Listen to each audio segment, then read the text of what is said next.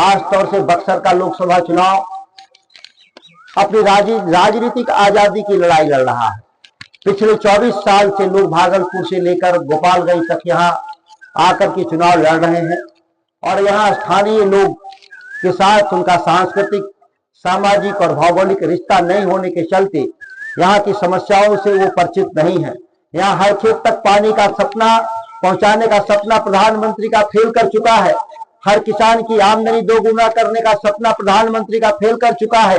लेकिन जो स्थानीय सांसद हैं वो दिल्ली में जाकर जी हुजूरी करते हैं, दिल्ली की सत्ता की दलाली करते हैं।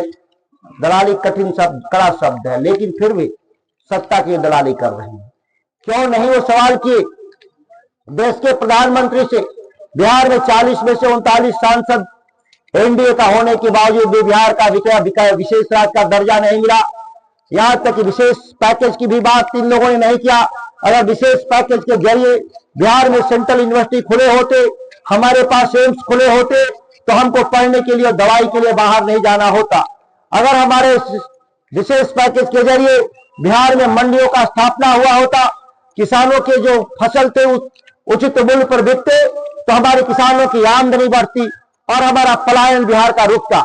बिहार में 48% मतदान होने का मतलब यह है कि इस देश में जहां 80% मतदान हो रहा है, स्वाभाविक है कि यहाँ पलायन भारी पैमाने पर हुआ है।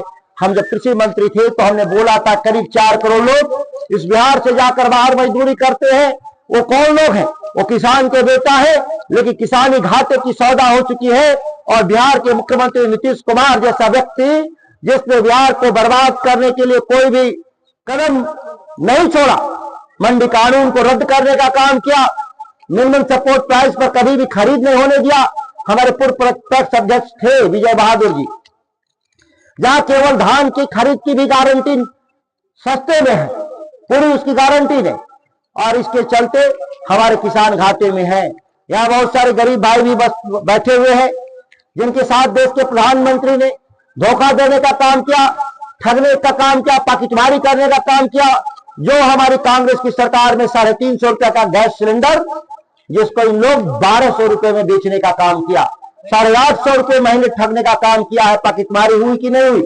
हम लोगों ने तय किया है कि देश के धन्ना सेठों का 15 लाख करोड़ रुपया जो माफ किया, हम पाई पाई का हिसाब लेंगे देश के धन्ना सेठों से, और उस पैसे को गरीब लोग, जो हमारे बीपीएल कार्डधारी लोग हैं, उनके घर के मालकिन को हम लोग हर साल 1 लाख रुपए हम लोग घर खर्च चलाने के लिए देंगे। साथ ही किसानों के उचित मूल्य की खरीद के लिए लाखों करोड़ रुपए का अलग से व्यवस्था करेंगे। 80% किसानों के लिए हम गारंटी लेने वाले हैं, जो 75 साल में जो नहीं हुआ, जिसको हम पूरा करने का काम करेंगे। एक तरफ देश में 75 साल का बूढ़ा आदमी प्रधानमंत्री कह रहा है कि मुझे 5 साल का और अवसर मिलना चाहिए, दूसरी तरफ देश के नौजवानों को कह रहा है कि आप 4 साल में नौकरी पूरा करके बिना पेंशन का घर वापस चले जाओ। ऐसी अग्निवीर योजना को हम लोग बंद करने का काम करेंगे। हम वैसी नौकरी देंगे जैसा तेजस्वी यादव ने बिहार में कहा था कि हम पक्की नौकरी देंगे, पेंशन सहित देंगे, वैसी नौकरी देने का हम काम करेंगे। और देश स्तर पर हम 1 करोड़ 6 महीना के भीतर देने का काम करेंगे। हमारी डबल गारंटी की सरकार बनेगी। राहुल गांधी और तेजस्वी यादव की जो डबल गारंटी की सरकार होगी, वो निश्चित बदलाव हम देश में लाने का काम करेंगे। और आम आदमी जो हाशिए पर है, जो देश के संविधान बदलने के लिए 400 का नारा लगाने वाले, भारत को पाकिस्तान बनाने का षड्यंत्र देश के मोदी जी के द्वारा हो रहा है। पाकिस्तान में लोग वोट देते हैं इमरान खान के लिए, सरकार चलाते हैं शहनवाज खान, और उसकी आड़ में राज कर रही होती है वहां की सेना। भारत में भी आपका वोट देने का अधिकार तो रहेगा, लेकिन आपके हिसाब से सरकारें नहीं बनेंगी।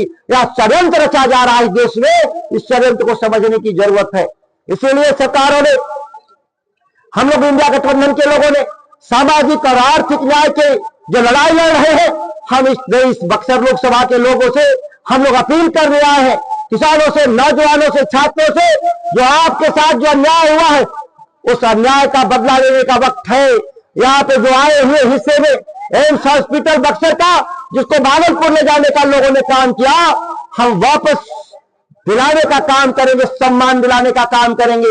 यह बक्सर के स्वाभिमान और सम्मान की लड़ाई है, जिसको हम कभी झुकने नहीं देंगे। मैं कृषि मंत्री के तौर पर बिहार की सरकार में रहते हुए सरकार से सवाल करने का मैंने काम किया था।